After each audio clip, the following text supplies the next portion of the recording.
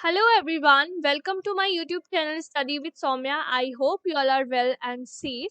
So, if you are new to this channel, make sure to subscribe this channel. Also, when subscribing the channel, don't forget to turn on the bell icon so that you get a notification whenever I'm uploading a video. So, make sure to subscribe and turn on the bell icon. Also, do join us at our Telegram channel. The link for the Telegram channel is given in the description itself. Well, in this video, we are going to solve a coding question for your Accenture exam that is going to happen in upcoming days. Also, guys, many students are asking doubts regarding that they haven't received any mail or any assessment detail regarding Accenture till now. So just have patience. You all will get. As of now, they are just evaluating your documents like is your PAN card, your image, and whatever you have submitted during the time of registration. So after those details has been verified, you will get the proper details regarding your assessment. So just have patience, right?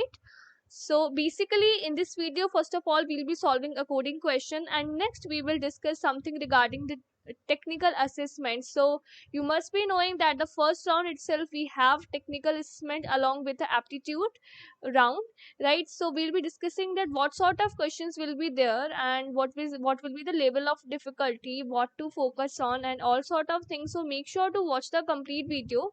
So without any delay, let's start with our coding question. So the coding question says that write a program to print all numbers having unique digits in a given range. Okay, so a range is given to you, and in that particular range you have to print all the numbers that is having unique digits to them. For example, if the range is 10 to 20, fine. So how many numbers are there which are having unique digits in that particular range? Also you have to include that range as well. So you can see we are getting this lower and upper range as well. So you are getting 10, 11 we are not getting, because in case of 11 you can see we are having 1 that is repeating digits, fine. So 12, 13, 14, 15, 16, 17, 18, 19, 20. So this is how it is working. So first of all, let's understand the logic to solve this particular question. So what we can do, we can simply take a loop, just simply take a loop, and we have to run it. For example, let me show you. We'll be taking a for loop. This is I, will be initializing it with, so lower bound will be having an upper bound. So from lower range we'll be initializing it, that is L.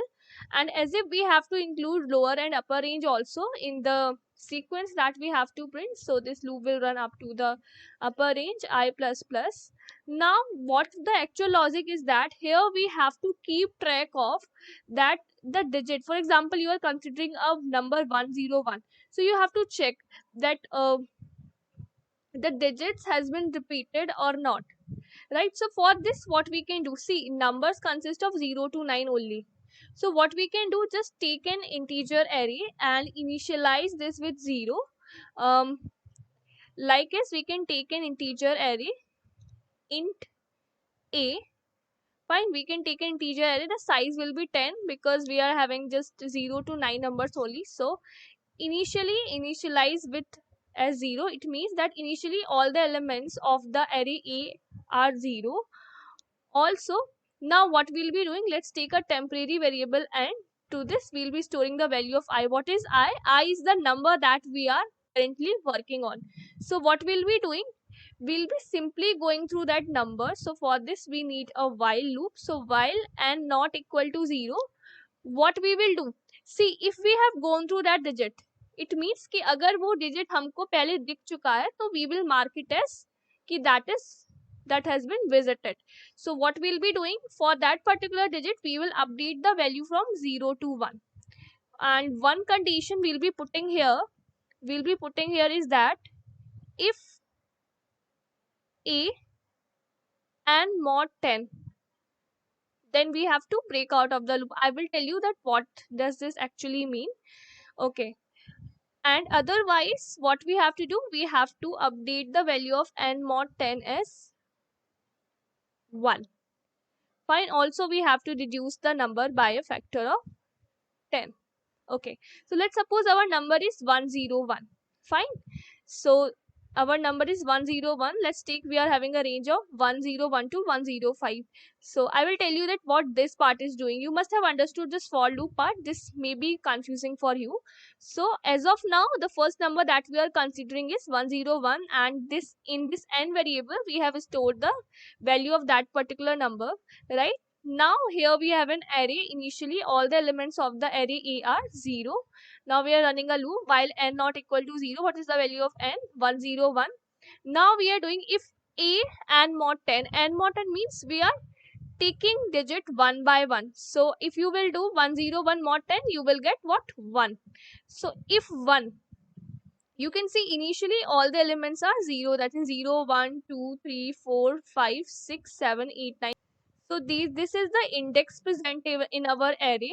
This is the index present in our array, and initially all the elements present on this index are 0. So 0, 0, 0, 0, 0, 0, 0, 0, 0. You can see how many elements we have: 1, 2, 3, 4, 5, 6, 7, 8, 9, 10. Initially all of them are 0 because we have set to them 0.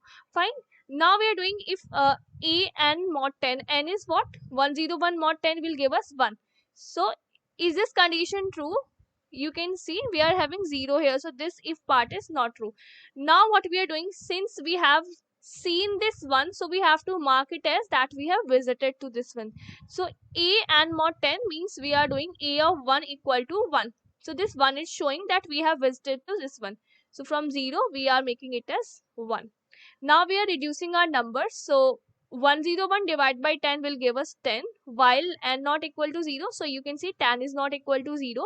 Now we are doing a and mod 10. N is what? 10. 10 mod 10 will give you 0. So if a of 0. So you can see a of 0 is also 0. So this if part is not true. Now again for 0 we are updating the value as 1. It means we have visited 0 also. Now again we are reducing our numbers. So now the number is going to be 10 by 10, that is 1 itself. 1 is also not equal to 0. Now we are doing if a and n is what? 1. This time n is what? 1. 1 mod 10, that will give us 1 itself. So 1 itself, right? So we are doing if a of 1. So you can see if a of 1, that is true because here the value is what? 1. So this if condition will be true.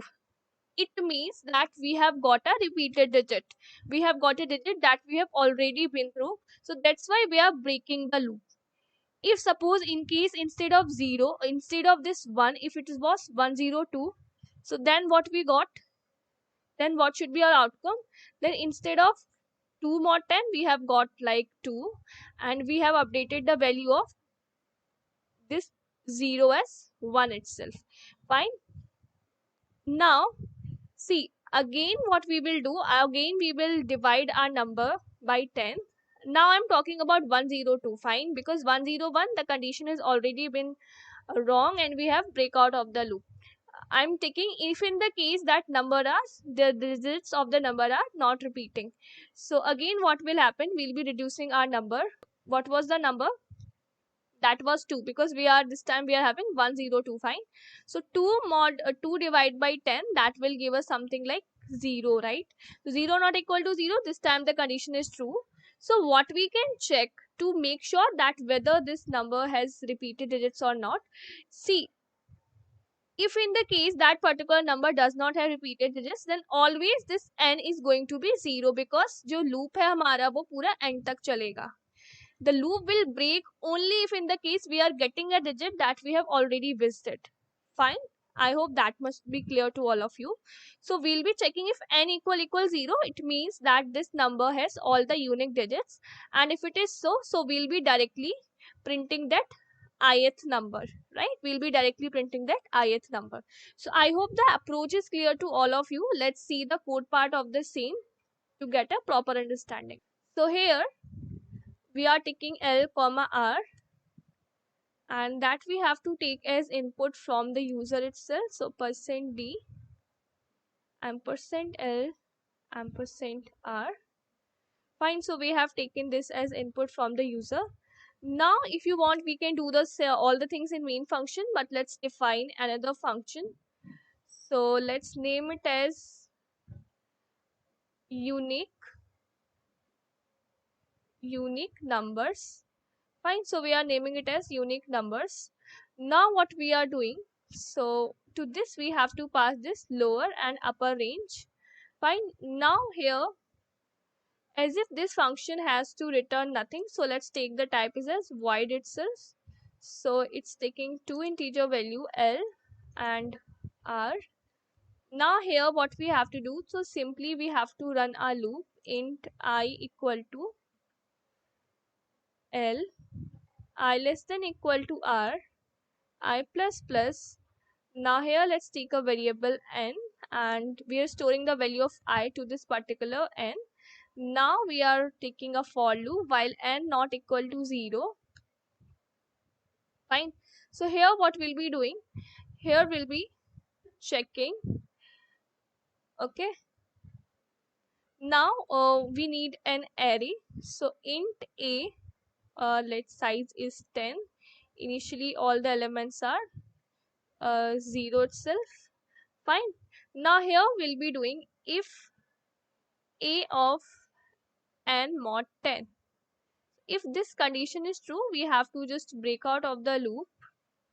Fine. Otherwise what we'll be doing, so we'll be marking it as visited. So a of n mod 10 equal to 1. This is now after marking it as visited, what else we have to do, that we have to reduce our number.